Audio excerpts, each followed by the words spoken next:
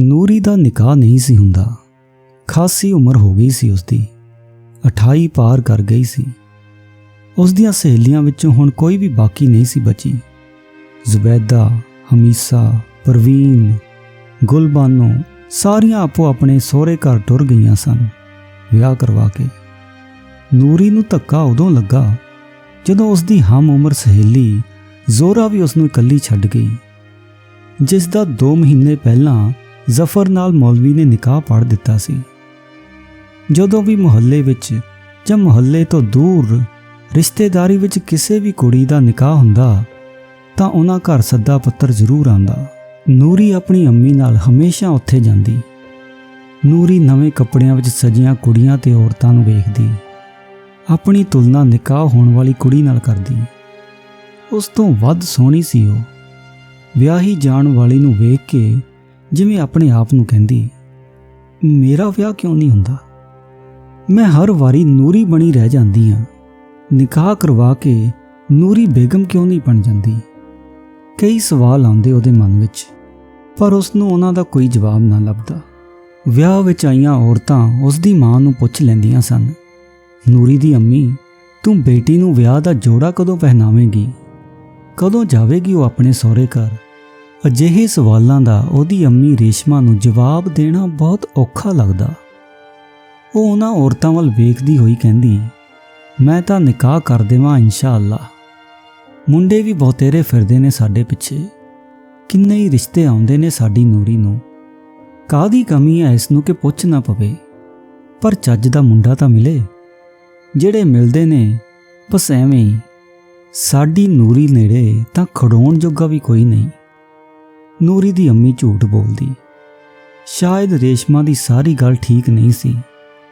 ਜਦੋਂ ਨੂਰੀ 18ਵੇਂ ਵਿੱਚ ਲੱਗੀ ਸੀ, ਰੇਸ਼ਮਾ ਨੇ ਤਾਂ ਤਦੇ ਉਸਦੇ ਨਿਕਾਹ ਬਾਰੇ ਆਪਣੇ ਪਤੀ ਖਾਲਿਦ ਨਾਲ ਗੱਲ ਕੀਤੀ ਸੀ, ਪਰ ਉਸਨੇ ਰੇਸ਼ਮਾ ਨੂੰ ਅਜੇ ਛੋਟੀ ਹੈ ਕਹਿ ਕੇ ਗੱਲ ਟਾਲ ਦਿੱਤੀ ਸੀ, ਜਦੋਂ ਕਿ ਇਹ ਗੱਲ ਨਹੀਂ ਸੀ। ਜਦੋਂ ਵੀ ਉੱਥੇ ਵਿਆਹ ਹੁੰਦੇ ਸਨ ਤਾਂ ਧੀਆਂ ਵਾਲਿਆਂ ਸਾਹਮਣੇ ਮੁੰਡੇ ਵਾਲੇ ਅਕਸਰ ਆਪਣੀ ਮੰਗ ਪਹਿਲਾਂ ਰੱਖ ਦਿੰਦੇ ਸਨ, ਜਿਹੜੀ ਨਿਕਾਹ ਤੋਂ ਪਹਿਲਾਂ ਦੇਣੀ ਹੁੰਦੀ ਸੀ। ਖਾਲਿਦ ਸਾਹਮਣੇ ਵੀ ਇਹੋ ਅੜਚਣ ਸੀ। ਉਸਨੇ ਇਸ ਤੋਂ ਪਹਿਲਾਂ ਆਪਣੀ ਵੱਡੀ ਧੀ ਨਫੀਸਾ ਦਾ ਵਿਆਹ ਕੀਤਾ ਸੀ। ਤਦ ਉਸਨੇ ਵਿਆਹ ਲਈ ਵਿਆਜੂ ਪੈਸੇ ਫੜੇ ਸਨ, ਜਿਹੜੇ ਹੁਣ ਤੱਕ ਉਸੇ ਤਰ੍ਹਾਂ ਸਿਰ ਤੇ ਖਲੋਤੇ ਸਨ। ਹਰ ਵਰੇ ਉਸ ਦਾ ਵਿਆਜ ਹੀ ਮੋੜ ਪਾਉਂਦਾ ਸੀ ਉਹ। ਰਕਮ ਉਸ ਕੋਲੋਂ ਉਤਰਦੀ ਨਹੀਂ ਸੀ। ਖਾਲਿਦ ਪੇਸ਼ੇ ਤੋਂ ਬੁਣਕਰ ਸੀ। ਉਹ ਸ਼ੁਰੂ ਤੋਂ ਇਸ ਖਾਨਦਾਨੀ ਪੇਸ਼ੇ ਵਿੱਚ ਸੀ। ਕਈ ਪੀੜ੍ਹੀਆਂ ਤੋਂ ਉਹ ਲੋਕ ਕਾਲੀਨ ਬੁਣਨ ਦਾ ਕੰਮ ਕਰਦੇ ਰਹੇ ਸਨ। ਖਾਲਿਦ ਜਿਹੇ ਕਾਰੀਗਰ ਸਾਰੇ ਕਸ਼ਮੀਰ ਵਿੱਚ 1-2 ਸਨ। ਉਸਨੇ ਚੰਗਾ ਵੱਡਾ ਵਕਤ ਵੇਖਿਆ ਸੀ ਜਦੋਂ 7-8 ਵਰ੍ਹਿਆਂ ਦੀ ਉਮਰੇ ਉਹ ਆਪਣੇ ਅੱਬਾ ਨਾਲ ਇਸ ਪੇਸ਼ੇ ਵਿੱਚ ਪੈ ਗਿਆ ਸੀ। ਉਦੋਂ ਦਿਨ ਵਧੀਆ ਸਨ। ਮਸ਼ੀਨੀ ਯੁੱਗ ਅਜੇ ਸ਼ੁਰੂ ਨਹੀਂ ਸੀ ਹੋਇਆ। ਕਾਲੀਨ ਤਿਆਰ ਕਰਨ ਲਈ ਸੂਤ ਦਾ ਤਾਣਾ ਬੁਣਿਆ ਜਾਂਦਾ। ਇੱਕ ਗੰਢ ਮਾਰ ਕੇ ਫਿਰ ਉਹ ਕਾਲੀਨ ਬੁਣਨ ਲੱਗਦੇ। ਇਸ ਕੰਮ ਵਿੱਚ ਸਾਰਾ ਟੱਬਰ ਹੀ ਲੱਗ ਜਾਂਦਾ, ਕੀ ਵੱਡੇ ਤੇ ਕੀ ਛੋਟੇ, ਸਾਰੇ ਹੀ ਲੱਗ ਜਾਂਦੇ। ਛੋਟੀ ਤੋਂ ਛੋਟੀ ਗੰਢ ਮਾਰੀ ਜਾਂਦੀ। ਅਖੀਰ ਇੰਨਾ ਖੂਬਸੂਰਤ ਕਾਲੀਨ ਬਣਦਾ ਕਿ ਘਰ ਦਾ ਮੋਢੀ ਕਿੰਨਾ ਚਿਰ ਉਸ ਵੱਲ ਇਸ ਤਰ੍ਹਾਂ ਵੇਖਦਾ ਰਹਿੰਦਾ ਜਿਵੇਂ ਕਾਲੀਨ ਨਾ ਹੋ ਕੇ ਉਸ ਦਾ ਜਾਇਆ ਹੋਵੇ। ਜੇ ਵਰੇ ਵਿੱਚ ਇੱਕ ਕਾਲੀਨ ਤਿਆਰ ਹੁੰਦਾ ਤਾਂ ਉਸ ਨੂੰ ਖਰੀਦਣ ਵਾਲੇ ਰਾਜੇ ਤੋਂ ਇਲਾਵਾ ਹੋਰ ਬਹੁਤ ਸਾਰੇ ਅਮੀਰ ਲੋਕ ਹੁੰਦੇ, ਜਿਹੜੇ ਉਸ ਦੀ ਮੂੰਹ ਮੰਗੀ ਕੀਮਤ ਦੇ ਦਿੰਦੇ, ਜਿਸ ਨਾਲ ਘਰ ਦਾ 1 ਸਾਲ ਦਾ ਖਰਚਾ ਟੁਰਦਾ ਰਹਿੰਦਾ। ਕਦੇ ਵੀ ਉਹਨਾਂ ਨੂੰ ਤੰਗੀ ਦਾ ਮੂੰਹ ਨਹੀਂ ਸੀ ਵੇਖਣਾ ਪੈਂਦਾ। ਇਹ ਸਾਰਾ ਕੁਝ ਪਤਾ ਨਹੀਂ ਕਿੰਨੀਆਂ ਪੀੜ੍ਹੀਆਂ ਤੋਂ ਚੱਲਦਾ ਆ ਰਿਹਾ ਸੀ। ਵਕਤ ਬਦਲਿਆ, ਦੇਸ਼ ਨੂੰ ਆਜ਼ਾਦੀ ਮਿਲੀ, ਅੰਗਰੇਜ਼ ਚਲੇ ਗਏ, ਰਾਜਿਆਂ ਦੇ ਰਾਜ ਖਤਮ ਹੋ ਗਏ। ਪੱਛਮੀ ਸੱਭਿਅਤਾ ਹੌਲੀ-ਹੌਲੀ ਮੁਲਕ ਵਿੱਚ ਪਸਰਨ ਲੱਗੀ। ਲੋਕਾਂ ਦੇ ਸ਼ੌਕ ਵਿੱਚ ਪਰਿਵਰਤਨ ਆ ਗਿਆ। ਘਰ ਦੀ ਸਜਾਵਟ ਤਾਂ ਹੁੰਦੀ, ਪਰ ਉਸ ਲਈ ਜਿਹੜਾ ਕਾਲੀਨ ਸਾਰਾ ਟੱਬਰ 1 ਵਰ੍ਹੇ ਲੱਗ ਕੇ ਤਿਆਰ ਕਰਦਾ, ਮਸ਼ੀਨ ਅਜਿਹੇ ਕਈ 1 ਦਿਨ ਵਿੱਚ ਹੀ ਬੁਣ ਦਿੰਦੀ। ਘਰਾਂ ਵਿੱਚ ਕਾਲੀਨ ਹੁਣ ਵੀ ਵਿਛਾਏ ਜਾਂਦੇ ਸਨ, ਪਰ ਬੁਣਕਰਾਂ ਨੂੰ ਉਹਨਾਂ ਦੀ ਮਿਹਨਤ ਦਾ ਮੁੱਲ ਕੋਈ ਨਾ ਦਿੰਦਾ। ਮੁਨਾਫਾ ਕਾਰੀਗਰਾਂ ਦੇ ਹੱਥਾਂ 'ਚੋਂ ਨਿਕਲ ਉਹਨਾਂ ਲੋਕਾਂ ਕੋਲ ਚਲਾ ਗਿਆ ਜਿਹੜੇ ਪਹਿਲਾਂ ਤੋਂ ਹੀ ਪੈਸੇ ਵਾਲੇ ਸਨ, ਜਿਹੜੇ ਕਾਲੀਨ ਬੁਣਨ ਲਈ ਕਾਰੀਗਰਾਂ ਨੂੰ ਮਾਲ ਦਿੰਦੇ ਸਨ, ਉਧਾਰ ਦਿੱਤੇ ਮਾਲ ਤੇ ਵਿਆਜ ਲਾਉਂਦੇ ਸਨ। ਤਿਆਰ ਕੀਤੇ ਕਾਲੀਨ ਨੂੰ ਸਸਤਾ ਖਰੀਦ ਕੇ ਵੱਡੇ ਵੱਡੇ ਸ਼ੋਰੂਮਾਂ ਵਿੱਚ ਮੂੰਹ ਮੰਗੇ ਮੁੱਲ ਤੇ ਵੇਚਦੇ ਸਨ। ਬਾਹਰ ਦੇ ਮੁਲਕਾਂ ਵਿੱਚ ਵੀ ਭੇਜਦੇ ਸਨ। ਬੁਣਕਰ ਫਿਰ ਭੁੱਖੇ ਦੇ ਭੁੱਖੇ ਹੀ ਰਹਿ ਜਾਂਦੇ। ਉਹਨਾਂ ਬੁਣਕਰਾਂ ਵਿੱਚ ਖਾਲਿਦ ਵੀ ਸੀ, 60 ਦੀ ਉਮਰ ਦਾ, ਜਿਸ ਦੇ ਘਰ ਵਿੱਚ 3 ਧੀਆਂ ਪੈਦਾ ਹੋਈਆਂ, ਜਿਨ੍ਹਾਂ ਵਿੱਚੋਂ ਇੱਕ ਉਸਨੇ ਵਿਆਹ ਦਿੱਤੀ ਸੀ। ਦੂਜੀ 28 ਵਰ੍ਹਿਆਂ ਦੀ ਨੂਰੀ ਅਜੇ ਉਸਦੀ ਚੌਖੜ ਤੇ ਕਿੱਲ ਵਾਂਗ ਗੱਦੀ ਹੋਈ ਸੀ। ਉਸਨੇ ਕਈ ਵਾਰ ਕੋਸ਼ਿਸ਼ ਕੀਤੀ ਉਸ ਕਿੱਲ ਨੂੰ ਪੁੱਟ ਕੇ ਬਾਹਰ ਸੁੱਟਣ ਦੀ, ਪਰ ਹਰ ਵਾਰ ਘਰ ਦੀ ਤੰਗੀ ਵਿਚਕਾਰ ਆ ਖਲੋਂਦੀ। ਜਦੋਂ ਖਾਲਿਦ ਦਾ ਨਿਕਾਹ ਹੋਇਆ ਸੀ ਤਾਂ ਉਸਦੇ ਅੱਬਾ ਨੇ ਰੇਸ਼ਮਾ ਦੇ ਅੱਬਾ ਕੋਲੋਂ ਇੱਕ ਵੀ ਪੈਸਾ ਨਗਦ ਨਹੀਂ ਸੀ ਲਿਆ। ਪਰ ਹੁਣ ਰੀਤ ਬਦਲ ਗਈ ਸੀ। ਮੁੰਡਿਆਂ ਦੇ ਸੌਦੇ ਹੋਣ ਲੱਗ ਪਏ ਸਨ। ਮੁੰਡੇ ਵਾਲੇ ਹੈਸੀਅਤ ਵਿੱਚ ਜਿੰਨੇ ਤਕੜੇ ਹੁੰਦੇ ਸਨ, ਓਨੇ ਹੀ ਵੱਧ ਉਹਨਾਂ ਦੇ ਮੂੰਹ ਅੱਡੇ ਹੁੰਦੇ ਸਨ। ਨੂਰ ਜਵਾਨ ਹੋ ਗਈ ਸੀ, ਇਹ ਖਾਲਿਦ ਨੂੰ ਵੀ ਪਤਾ ਸੀ, ਪਰ ਬਹੁਤ ਕੋਸ਼ਿਸ਼ ਕਰਨ ਤੇ ਵੀ ਉਹ ਕੋਈ ਮੁੰਡਾ ਉਸ ਲਈ ਨਹੀਂ ਸੀ ਲੱਭ ਸਕਿਆ। ਉਸ ਨੂੰ ਕਈ ਵਾਰ ਨੂਰੀ ਦਾ ਖਿਆਲ ਆਉਂਦਾ, ਜਿਹੜੀ ਹਰ ਪਾਸੇ ਤੋਂ ਗੁਣੀ ਸੀ, ਰੱਜ ਕੇ ਖੂਬਸੂਰਤ ਸੀ। ਉਹ ਕੰਮ ਵਿੱਚ ਵੀ ਨਿਪੁੰਨ ਸੀ। ਉਹ ਬੁਣੇ ਜਾ ਰਹੇ ਕਾਲੀਨ ਵਿੱਚ ਕਈ ਵਾਰ ਅਜਿਹਾ ਡਿਜ਼ਾਈਨ ਪਾ ਦਿੰਦੀ ਕਿ ਖਾਲਿਦ ਵੇਖਦਾ ਰਹਿ ਜਾਂਦਾ ਸੀ। ਖਾਲਿਦ ਦਾ ਮਨ ਕਰਦਾ ਕਿ ਨੂਰੀ ਅਜਿਹੇ ਘਰ ਜਾਵੇ ਜਿੱਥੋਂ ਦੇ ਬੁਣੇ ਕਾਲੀਨ ਵੱਡੇ ਵੱਡੇ ਘਰਾਂ ਦੀ ਸ਼ੋਭਾ ਬਣਦੇ ਹੋਣ, ਪਰ ਉਹਨਾਂ ਘਰਾਂ ਦੇ ਮੁੰਡਿਆਂ ਨੂੰ ਦੇਣ ਲਈ ਉਸਦੇ ਕੋਲ ਕੁਝ ਨਹੀਂ ਸੀ। ਇੱਕ ਦਿਨ ਦੂਰ ਦੇ ਰਿਸ਼ਤੇਦਾਰ ਨੇ ਨਾਲ ਦੇ ਪਿੰਡ ਦੇ ਕਿਸੇ ਮੁੰਡੇ ਦੀ ਦੱਸ ਪਾਈ। ਖਾਲਿਦ ਨੇ ਅਗਲੇ ਦਿਨ ਸਵੇਰੇ ਉੱਠ ਕੇ ਨਮਾਜ਼ ਅਦਾ ਕੀਤੀ ਤੇ ਤਿਆਰ ਹੋ ਕੇ ਉਸ ਪਿੰਡ ਵੱਲ ਤੁਰ ਪਿਆ। ਭਾਵੇਂ ਉਸਨੇ ਆਪਣੀ ਪਤਨੀ ਰੇਸ਼ਮਾ ਨਾਲ ਹੀ ਇਸ ਬਾਰੇ ਗੱਲ ਕੀਤੀ ਸੀ, ਪਰ ਉਹਨਾਂ ਨੂੰ ਹੌਲੀ ਹੌਲੀ ਕਿਸੇ ਮੁੰਡੇ ਬਾਰੇ ਬੋਲਦਿਆਂ ਨੂਰੀ ਨੇ ਵੀ ਸੁਣ ਲਿਆ ਸੀ। ਅੱਬਾ ਦੇ ਘਰੋਂ ਬਾਹਰ ਚਲੇ ਜਾਣ ਤੇ ਉਹਦੇ ਮਨ 'ਚ ਆਇਆ ਕਿ ਉਹ ਅੰਮੀ ਨਾਲ ਗੱਲ ਕਰੇ, ਪਰ ਉਸਨੇ ਚੁੱਪ ਰਹਿਣਾ ਬਿਹਤਰ ਸਮਝਿਆ। ਜਦੋਂ ਦਾ ਉਸਦੀ ਸਹੇਲੀ ਜ਼ੋਰਾ ਦਾ ਵਿਆਹ ਹੋਇਆ ਸੀ, ਉਸਨੇ ਸ਼ੀਸ਼ਾ ਵੇਖਣਾ ਬੰਦ ਕਰ ਦਿੱਤਾ ਸੀ। ਉਹ ਸੋਚਦੀ, ਕਿਸ ਲਈ ਵੇਖਾਂ ਮੈਂ ਸ਼ੀਸ਼ਾ? ਕੌਣ ਪਾਵੇਗਾ ਮੇਰੀ ਕਦਰ? ਮੈਨੂੰ ਕਿਸੇ ਨੇ ਬੇਗਮ ਬਣਾਉਣਾ ਹੀ ਨਹੀਂ। ਮੈਂ ਤਾਂ ਸਾਰੀ ਉਮਰ ਆਪਣੇ ਅੱਬਾ ਦੀ ਚੌਖੜ ਤੇ ਹੀ ਬੈਠੀ ਰਹਾਂਗੀ। ਪਰ ਅੱਜ ਪਤਾ ਨਹੀਂ ਕੀ ਸੋਚ ਕੇ ਉਹ ਸ਼ੀਸ਼ੇ ਵਿੱਚ ਆਪਣੀ ਸ਼ਕਲ ਵੇਖਣ ਲੱਗੀ। ਉਸਦੇ ਮਨ ਵਿੱਚ ਇੱਕ ਖੂਬਸੂਰਤ ਮੁੰਡੇ ਦਾ ਵਜੂਦ ਸੀ, ਜਿਹੜਾ ਨਵੇਂ ਕੱਪੜੇ ਪਹਿਨ ਕੇ ਉਸਦੇ ਘਰ ਆਵੇਗਾ। ਪਰਦੇ ਪਿੱਛੇ ਬੈਠੇ ਮੌਲਵੀ ਜੀ ਪੁੱਛਣਗੇ, ਬੀਬੀ ਨੂਰੀ, ਤੇਰਾ ਨਿਕਾਹ ਹਫੀਜ਼ ਮੀਆਂ ਦੇ ਪੁੱਤਰ ਰੁਸਤਮ ਨਾਲ ਹੋ ਰਿਹਾ ਹੈ, ਕੀ ਤੂੰ ਇਸ ਨਿਕਾਹ ਲਈ ਰਾਜੀ ਹੈ? ਜਦੋਂ ਉਹ ਹਾਂ ਕਹੇਗੀ, ਘਰ ਖੁਸ਼ੀਆਂ ਨਾਲ ਭਰ ਜਾਵੇਗਾ। ਅੰਮੀ ਅਜਿਹਾ ਹੋਣ ਤੇ ਉਸਦਾ ਮੱਥਾ ਚੁੰਮ ਕੇ ਉਸਨੂੰ ਸੀਨੇ ਨਾਲ ਲਾ ਲਵੇਗੀ। ਉਸਦੇ ਅੱਬਾ ਦੇ ਘਰ ਦੀ ਚੌਖੜ ਤੇ ਕਿੰਨੇ ਵਰ੍ਹਿਆਂ ਦੀ ਗੱਡੀ ਕਿੱਲ ਉਖੜਨ ਕਰਕੇ ਘਰ ਅੰਦਰ ਜਾਣ ਦਾ ਰਾਹ ਮੋਕਲਾ ਹੋ ਜਾਵੇਗਾ। ਦਿਨ ਹੌਲੀ ਹੌਲੀ ਟੁਰਨ ਲੱਗਾ। ਸਾਰੇ ਦਿਨ ਵਿੱਚ ਨੂਰੀ ਨੇ ਠੀਕ ਤਰ੍ਹਾਂ ਰੋਟੀ ਵੀ ਨਹੀਂ ਖਾਧੀ। ਉਹ ਤਾਂ ਕਿਤੇ ਬਾਹਰ ਵੀ ਨਹੀਂ ਸੀ ਗਈ। ਬਸ ਉਸ ਨੂੰ ਉਡੀਕ ਸੀ ਆਪਣੇ ਅੱਬਾ ਦੀ, ਜਿਹੜਾ ਖੁਸ਼ੀ ਦਾ ਪੈਗਾਮ ਲੈ ਕੇ ਆਵੇਗਾ। ਅਜੇ ਚੰਗੀ ਤਰ੍ਹਾਂ ਧੁੱਪ ਵੀ ਨਹੀਂ ਸੀ ਚੜ੍ਹੀ ਕਿ ਖਾਲਿਦ ਉਸ ਪਿੰਡ ਵਿੱਚ ਪਹੁੰਚ ਗਿਆ ਸੀ ਤੇ ਫਿਰ ਮੁੰਡੇ ਦੇ ਘਰ ਨੇੜੇ। ਉਹ ਪਿੰਡ ਦੀਆਂ ਜਿਹੜੀਆਂ ਗਲੀਆਂ ਰਾਹੀਂ ਲੰਘ ਰਿਹਾ ਸੀ, ਉਹ ਇੰਨੀਆਂ ਸਾਫ਼ ਨਹੀਂ ਸਨ, ਗੰਦੀਆਂ ਗੰਦੀਆਂ ਸਨ। ਉਸਦੇ ਪਿੰਡ ਦੀਆਂ ਗਲੀਆਂ ਤੋਂ ਵੀ ਵੱਧ। ਘਰ ਵੀ ਐਵੇਂ ਟੁੱਟੇ ਭੱਜੇ ਸਨ, ਜਿਨ੍ਹਾਂ ਦੇ ਬੂਹਿਆਂ ਤੇ ਟਾਟ ਲਮਕ ਰਹੇ ਸਨ। ਖਾਲਿਦ ਦਾ ਦਿਲ ਛੋਟਾ ਹੁੰਦਾ ਜਾ ਰਿਹਾ ਸੀ। ਉਹ ਮਨੋ ਮਨ ਅੱਲਾ ਅੱਗੇ ਫਰਿਆਦ ਕਰ ਰਿਹਾ ਸੀ ਕਿ ਉਸਦੀ ਧੀ ਲਈ ਜਿਹੜਾ ਘਰ ਵੇਖਣ ਜਾ ਰਿਹਾ ਹੈ, ਕਿਤੇ ਇਸੇ ਤਰ੍ਹਾਂ ਟੁੱਟਿਆ ਭੱਜਿਆ ਨਾ ਹੋਵੇ। ਅੱਲਾ ਨੇ ਉਸਦੀ ਨਹੀਂ ਸੁਣੀ। ਗਲੀ ਦੇ ਸਿਰੇ ਤੇ ਇੱਕ ਮੁੰਡੇ ਕੋਲੋਂ ਘਰ ਦਾ ਪਤਾ ਪੁੱਛਿਆ ਤਾਂ ਉਸਨੂੰ ਉਸੇ ਤਰ੍ਹਾਂ ਦਾ ਟੁੱਟਿਆ ਭੱਜਿਆ ਘਰ ਦਿਸਿਆ, ਜਿਸ ਦੇ ਬੂਹੇ ਤੇ ਦੂਜੇ ਘਰਾਂ ਵਾਂਗ ਟਾਟ ਲਮਕ ਰਿਹਾ ਸੀ। ਘਰ ਮੂਹਰੇ ਕੁਝ ਚਿਰ ਲਈ ਖਾਲਿਦ ਚੁੱਪ ਖਲੋਤਾ ਰਿਹਾ। ਫਿਰ ਉਸਨੇ ਹਫੀਜ਼ ਮੀਆਂ ਕਹਿ ਕੇ ਆਵਾਜ਼ ਲਾਈ। ਕੁਝ ਚਿਰ ਬਾਅਦ ਟਾਟ ਦਾ ਪਰਦਾ ਹਟਾ ਕੇ ਉਸ ਘਰ ਜਿਹਾ ਹੀ ਕੋਈ 60 ਕੁ ਸਾਲਾਂ ਦਾ ਟੁੱਟਿਆ ਭੱਜਿਆ ਬੰਦਾ ਬਾਹਰ ਨਿਕਲਿਆ। ਅਸਲਾਮ ਅਲੈਕਮ, ਖਾਲਿਦ ਨੇ ਉਸ ਨੂੰ ਵੇਖ ਕੇ ਆਖਿਆ। ਜਵਾਬ ਵਿੱਚ ਉਸ ਸ਼ਖਸ ਨੇ ਵੀ ਵਾਲੇਕੁਮ ਸਲਾਮ ਕਿਹਾ, ਪਰ ਇਹ ਕਹਿੰਦਿਆਂ ਉਸਨੇ ਖਾਲਿਦ ਵੱਲ ਇਸ ਤਰ੍ਹਾਂ ਵੇਖਿਆ ਜਿਵੇਂ ਅੱਖਾਂ ਰਾਹੀਂ ਉਸਨੂੰ ਪੁੱਛ ਰਿਹਾ ਹੋਵੇ, ਕੌਣ ਹੈ ਤੂੰ? खालिद ने अपनी जान पछाण करवाई, अपने आउण दा मकसद भी दस्सिया। हफीज़ मियाँ टाट दा पर्दा चुक फिर अंदर चला गया ते छोटी जही मंजी बाहर ले आया, जिस दी ढोण ढिल्ली सी ते एक पावे ते इंज टंग उपर चुकी हुई सी जिवें कोई छोटी टंग वाला शख्स होवे। खालिद ने नूरी दी गल टोरी, भाई जान, रिश्ते तां साडे रुस्तम लई बहुत आउंदे ने, इक्को एक औलाद है मेरे मन तो बाद सब कासे दा मालक वही होवेगा। हफीज़ मियाँ अजे पुत बारे दस ही रहा सी कि खालिद दी नज़र एक बारी फिर खंडर नुमा उस घर वाल चली गई, जिस दी मलकीयत उसके सामने बैठे टुटे भज्जे जहे बंदे दे पुत दे हिस्से आउंदी सी। वो शख्स बोलता गया और खालिद सुनता गया। अखीर उस बंदे ने 25,000 की मंग खालिद मूहरे रख दी। 25,000 आख वो खालिद के चेहरे वाल वेखण लगा, सिर्फ ये जानने लई कि उसकी गल का किन्ना ते किहो जिहा असर होया। चुप बैठा खालिद मनो मन हिसाब लाउण लगा कि की नवां कालीन बुन के वो 25,000 कमा लवेगा। गल 15,000 ते आके खड़ो गई। देखो भाईजान, एक गल हुणे साफ कर दिंदे हैं, ये 15,000 नकद ते निकाह तो पहलां देने पैणगे, बरात फिर तुहाडे बूहे पहुंचेगी। दूजा ये निकाह 10 महीने बाद होवेगा, बकरीद तो 2 महीने बाद। असी हुणे तरीक पक्की कर लैंदे हां। मैं इस तो ना एक दिन वध देवांगा ते ना ही घट करांगा।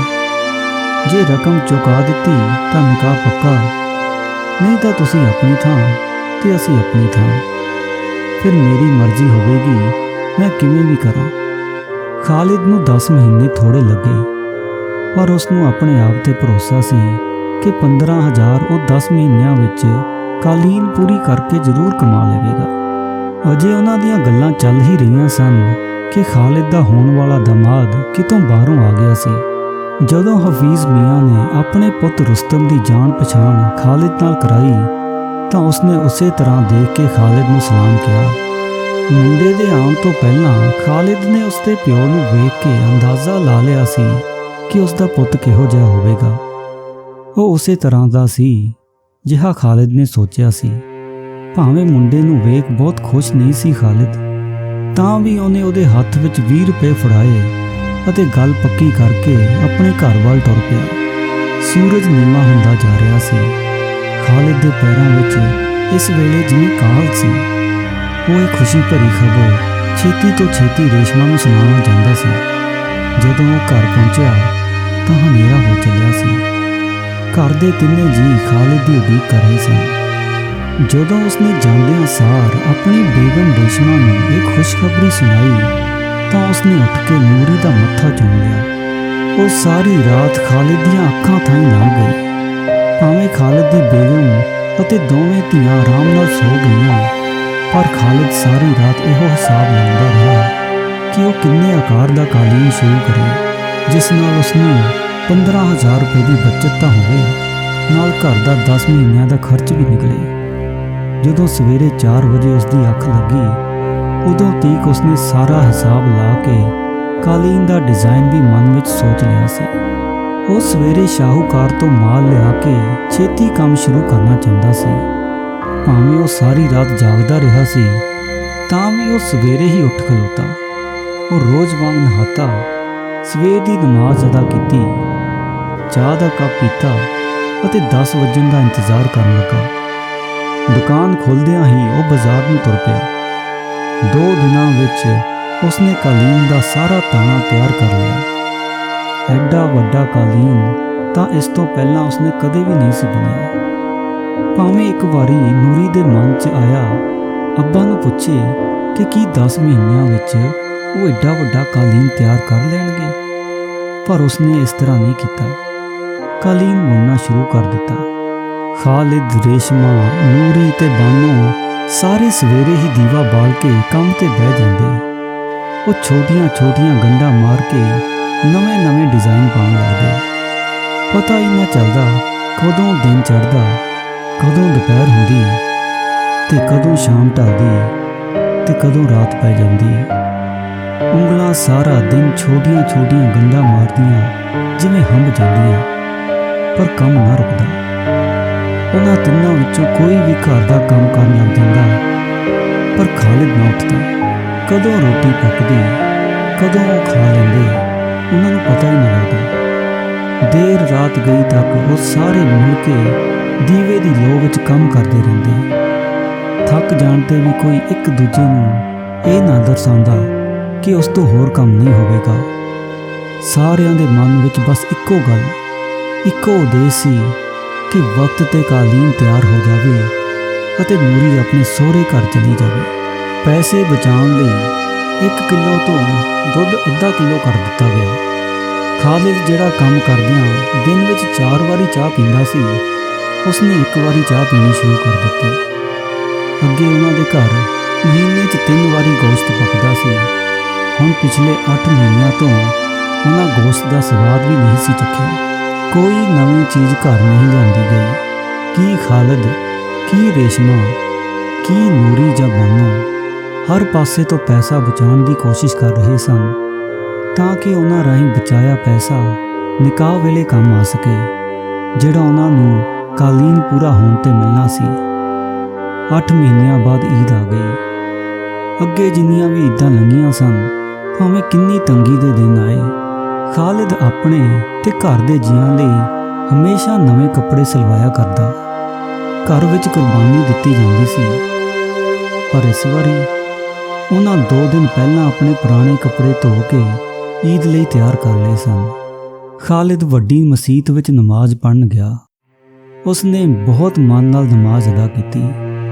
ਅੱਲਾ ਅੱਗੇ ਦਿਲੋਂ ਦੁਆ ਕੀਤੀ, ਹੇ ਅੱਲਾ, ਤੂੰ ਮੇਰੀ ਨੂਰੀ ਦਾ ਕਾਰਜ ਸਿਰੇ ਚਾੜ ਦੇ, ਉਹ ਆਪਣੇ ਘਰ ਚਲੀ ਜਾਵੇ। ਰੁਸਤਮ ਦੇ ਪਿਓ ਹਫੀਜ਼ ਮੀਆਂ ਵੱਲੋਂ ਦਿੱਤੇ ਦਿਨਾਂ ਦੀ ਗਿਣਤੀ ਘਟਦੀ ਜਾ ਰਹੀ ਸੀ। ਉਹਦੀ ਸ਼ਰਤ ਅਨੁਸਾਰ ਜੇ ਵਕਤ 'ਤੇ ਨਿਕਾਹ ਵਾਲੀ ਰਕਮ ਦੇ 15,000 ਉਸ ਨੂੰ ਦਿੱਤੇ ਨਾ ਗਏ ਤਾਂ ਉਹ ਰਿਸ਼ਤਾ ਤੋੜ ਲਵੇਗਾ। ਹੁਣ ਤਾਂ ਸਾਰੀ ਰਾਤ ਨਾ ਖਾਲਿਦ ਸੌਂਦਾ ਅਤੇ ਨਾ ਨੂਰੀ ਸੌਂਦੀ। ਉਹ ਜਾਣਦੇ ਸਨ ਨਿਕਾਹ ਵਿੱਚ ਕੇਵਲ 1 ਮਹੀਨਾ ਬਾਕੀ ਸੀ ਤੇ ਕਾਲੀਨ ਪੂਰਾ ਹੋਣ ਲਈ ਅਜੇ 3 ਮਹੀਨੇ ਮੰਗਦਾ ਸੀ। ਫਿਰ ਵੀ ਉਹ ਇਸ ਨੂੰ 1 ਮਹੀਨੇ ਵਿੱਚ ਪੂਰਾ ਕਰ ਦੇਣਾ ਚਾਹੁੰਦੇ ਸਨ। ਵਕਤ ਮੁੱਠੀ ਵਿਚਲੀ ਰੇਤ ਵਾਂਗ ਕਿਰਦਾ ਵੇਖ ਕੇ ਇੱਕ ਦਿਨ ਰੇਸ਼ਮਾ ਨੇ ਪਤੀ ਨੂੰ ਸਲਾਹ ਦਿੱਤੀ ਕਿ ਉਹ ਸ਼ਾਹੂਕਾਰ ਕੋਲੋਂ ਨਿਕਾਹ ਲਈ ਐਡਵਾਂਸ ਪੈਸੇ ਮੰਗ ਲਵੇ। ਜਦੋਂ ਖਾਲਿਦ ਸ਼ਾਹੂਕਾਰ ਕੋਲ ਗਿਆ ਤਾਂ ਉਸਨੇ ਇਹ ਆਖ ਕੇ ਮਨਾ ਕਰ ਦਿੱਤਾ ਕਿ ਸਾਡੇ ਕਾਰੋਬਾਰ ਵਿੱਚ ਇਸ ਤਰ੍ਹਾਂ ਕਰਨਾ ਨਹੀਂ ਲਿਖਿਆ ਹੋਇਆ। ਨਿਕਾਹ ਵਿੱਚ ਕੁਝ 10 ਦਿਨ ਬਾਕੀ ਸਨ। ਉਹਨਾਂ ਨੂੰ ਸਾਫ਼ ਦਿਸਣ ਲੱਗਾ ਕਿ ਕਾਲੀਨ ਪੂਰਾ ਹੋਣ ਲਈ ਅਜੇ ਵੀ ਮਹੀਨੇ ਤੋਂ ਵੱਧ ਵਕਤ ਲੱਗੇਗਾ। ਅਖੀਰ ਇੱਕ ਦਿਨ ਫਿਰ ਰੇਸ਼ਮਾ ਨੇ ਪਤੀ ਨੂੰ ਮੁੰਡੇ ਵਾਲਿਆਂ ਕੋਲੋਂ ਹੋਰ 2 ਮਹੀਨੇ ਦਾ ਵਕਤ ਮੰਗਣ ਲਈ ਆਖਿਆ। ਸਾਡੀ ਨੂਰੀ ਇੰਨੀ ਸੋਹਣੀ ਹੈ, ਉਹ ਮਨਾ ਨਹੀਂ ਕਰਨਗੇ। ਇਹ ਗੱਲ ਤੁਰਨ ਲੱਗੇ ਖਾਲਿਦ ਨੂੰ ਰੇਸ਼ਮਾ ਨੇ ਕਹੀ। ਸੂਰਜ ਚੜ੍ਹਨ ਤੋਂ ਪਹਿਲਾਂ ਖਾਲਿਦ ਉਸ ਪਿੰਡ ਵੱਲ ਪੈਦਲ ਤੁਰ ਪਿਆ। ਜਦੋਂ ਉਹ ਹਫੀਜ਼ ਮੀਆਂ ਦੇ ਘਰ ਪਹੁੰਚਿਆ ਤਾਂ ਦਿਨ ਚੜ੍ਹ ਆਇਆ ਸੀ। ਉਸਨੇ ਪਹਿਲਾਂ ਵਾਂਗ ਗਲੀ 'ਚ ਖਲੋ ਹਫੀਜ਼ ਮੀਆਂ ਕਹਿ ਕੇ ਆਵਾਜ਼ ਲਾਈ। ਪਹਿਲਾਂ ਵਾਂਗ ਹੀ ਟਾਟ ਦਾ ਪਰਦਾ ਹਟਿਆ ਤੇ ਉਸ ਪਿੱਛੋਂ ਫਿਰ ਟੁੱਟਿਆ ਭੱਜਿਆ ਬੰਦਾ ਬਾਹਰ ਨਿਕਲਿਆ। ਉਹ ਹਫੀਜ਼ ਮੀਆਂ ਹੀ ਸੀ। ਕੀ ਪੈਸੇ ਦੇਣ ਆਏ ਹੋ? ਉਸਨੇ ਇਸ ਵਾਰੀ ਸਾਹਿਬ ਸਲਾਮ ਵੀ ਨਹੀਂ ਕੀਤਾ, ਸਗੋਂ ਖਾਲਿਦ ਤੋਂ ਸਿੱਧੇ ਪੈਸੇ ਮੰਗ ਲਏ। ਜਦੋਂ ਖਾਲਿਦ ਨੇ ਆਪਣੀ ਮਜਬੂਰੀ ਦੱਸਦਿਆਂ 2 ਮਹੀਨਿਆਂ ਦਾ ਵਕਤ ਮੰਗਿਆ ਤਾਂ ਉਸਨੇ ਸਾਫ਼ ਇਨਕਾਰ ਕਰ ਦਿੱਤਾ, ਕਿਉਂਕਿ ਇਸ 10 ਮਹੀਨੇ ਦੇ ਅਰਸੇ ਵਿੱਚ ਉਸ ਨੂੰ ਇੱਕ ਹੋਰ ਕੁੜੀ ਵਾਲੇ ਮਿਲ ਗਏ ਸਨ ਜਿਹੜੇ ਨਿਕਾਹ 25,000 ਵਿੱਚ ਕਰਨ ਲਈ ਤਿਆਰ ਸਨ। ਖਾਲਿਦ ਨੇ ਹਫੀਜ਼ ਮੀਆਂ ਅੱਗੇ ਹੱਥ ਜੋੜੇ, ਉਸ ਦੇ ਬਹੁਤ ਤਰਲੇ ਕੱਢੇ, ਪਰ ਉਹਦਾ ਟਸ ਤੋਂ ਮਸ ਨਹੀਂ ਹੋਇਆ। ਨਿਰਾਸ਼ ਹੋਇਆ ਖਾਲਿਦ ਆਪਣੇ ਘਰ ਵੱਲ ਤੁਰ ਪਿਆ। ਉਹ ਪੈਂਡਾ ਜਿਹੜਾ ਉਸਨੇ ਨੂਰੀ ਦਾ ਰਿਸ਼ਤਾ ਹੋਣ ਤੇ ਖੁਸ਼ੀਆਂ 'ਚ ਭਰਿਆ ਤੈਅ ਕੀਤਾ ਸੀ, ਹੁਣ ਕਿਵੇਂ ਕੋਹਾਂ ਦਾ ਵਾਟ ਹੋ ਗਿਆ ਸੀ। ਉਸ ਦੇ ਪੈਰ ਮਣ-ਮਣ ਭਾਰੇ ਹੋ ਗਏ ਸਨ। ਉਸ ਨੂੰ ਪੈਰ ਚੱਕ ਕੇ ਡਿੰਗ ਪੁੱਟਣੀ ਵੀ ਔਖੀ ਲੱਗ ਰਹੀ ਸੀ। ਉਸ ਦੇ ਮਨ ਵਿੱਚ ਉਸ ਵੇਲੇ ਸਿਵਾਏ ਨੂਰੀ ਦੇ ਹੋਰ ਕੋਈ ਨਹੀਂ ਸੀ। ਉਹ ਥੋੜ੍ਹੀ ਦੂਰ ਹੋ ਤੁਰਦਾ ਜਿਵੇਂ ਹੰਭ ਜਾਂਦਾ, ਸਹਾਰਾ ਲੈਣ ਲਈ ਕਿਸੇ ਰੁੱਖ ਹੇਠ ਪੱਥਰ 'ਤੇ ਬਹਿ ਜਾਂਦਾ ਤੇ ਕੁਝ ਚਿਰ ਬਾਅਦ ਫਿਰ ਤੁਰਨ ਲੱਗਦਾ। ਇਸ ਤਰ੍ਹਾਂ ਕਰਦਿਆਂ ਤਰਕਾਲਾਂ ਢਲ ਗਈਆਂ ਸਨ। ਨੂਰੀ, ਰੇਸ਼ਮਾ ਤੇ ਬਾਨੋ ਉਸਦੀ ਉਡੀਕ ਕਰ ਰਹੀਆਂ ਸਨ। ਨੂਰੀ ਨੂੰ ਤਾਂ ਇਸ ਤਰ੍ਹਾਂ ਲੱਗ ਰਿਹਾ ਸੀ ਜਿਵੇਂ ਜ਼ਰੂਰ ਕੁਝ ਮਾੜਾ ਹੋ ਗਿਆ ਹੋਵੇਗਾ। ਖਾਲਿਦ ਘਰ ਪਹੁੰਚ ਕੇ ਕੁਝ ਨਹੀਂ ਬੋਲਿਆ। ਕਿਸੇ ਨੇ ਵੀ ਉਸਨੂੰ ਕੁਝ ਨਾ ਪੁੱਛਿਆ। ਉਸਦੀ ਸ਼ਕਲ ਨੇ ਹੀ ਜਿਵੇਂ ਉਹਨਾਂ ਨੂੰ ਸਭ ਕੁਝ ਦੱਸ ਦਿੱਤਾ ਸੀ। ਰੁਸਤਮ ਦੇ ਪਿਓ ਹਫੀਜ਼ ਮੀਆਂ ਨੂੰ ਨਿਕਾਹ ਲਈ ਨਾ ਕੀਤਿਆਂ ਅੱਜ 1 ਹਫ਼ਤਾ ਹੋ ਚੱਲਿਆ ਸੀ। ਖਾਲਿਦ ਦੇ ਘਰ ਜਿਵੇਂ ਕੋਈ ਮੌਤ ਹੋ ਗਈ ਸੀ ਅਤੇ ਸਾਰੇ ਉਸ ਦਾ ਸੋਗ ਮਨਾ ਰਹੇ ਸਨ। ਇਹਨਾਂ 7 ਦਿਨਾਂ ਵਿੱਚ ਕਿਸੇ ਨੇ ਠੀਕ ਤਰ੍ਹਾਂ ਰੋਟੀ ਵੀ ਨਹੀਂ ਸੀ ਖਾਧੀ। ਕਿਸੇ ਨੇ ਕੋਈ ਕੰਮ ਵੀ ਨਹੀਂ ਸੀ ਕੀਤਾ। ਜਿੰਨੀਆਂ ਗੰਢਾਂ ਕਾਲੀਨ ਵਿੱਚ ਪਈਆਂ ਹੋਈਆਂ ਸਨ ਉਨੀਆਂ ਹੀ ਰਹਿ ਗਈਆਂ। ਕਿਸੇ ਨੇ ਕਾਲੀਨ ਨਹੀਂ ਬੁਣਿਆ, ਉਹਨੂੰ ਹੱਥ ਤੱਕ ਨਹੀਂ ਲਾਇਆ। ਨੂਰੀ ਨੇ ਵੀ ਹੁਣ ਆਪਣੇ ਅੱਬਾ ਨੂੰ ਕਾਲੀਨ ਵਿੱਚ ਕੋਈ ਨਵਾਂ ਡਿਜ਼ਾਈਨ ਪਾਉਣ ਦੀ ਸਲਾਹ ਨਹੀਂ ਸੀ ਦਿੱਤੀ, ਕਿਉਂਕਿ ਉਹਨਾਂ ਨੂੰ ਹੁਣ ਵਧੀਆ ਕਾਲੀਨ ਤਿਆਰ ਕਰਨ ਦੀ ਕਾਹਲ ਨਹੀਂ ਸੀ। ਘਰ ਵਿੱਚ ਇੱਕ ਨੂਰੀ ਸੀ ਜਿਹੜੀ ਇਸ ਵਾਰੀ ਵੀ ਕਿਸੇ ਦੀ ਬੇਗਮ ਬਣ ਤੋਂ ਰਹਿ ਗਈ ਸੀ।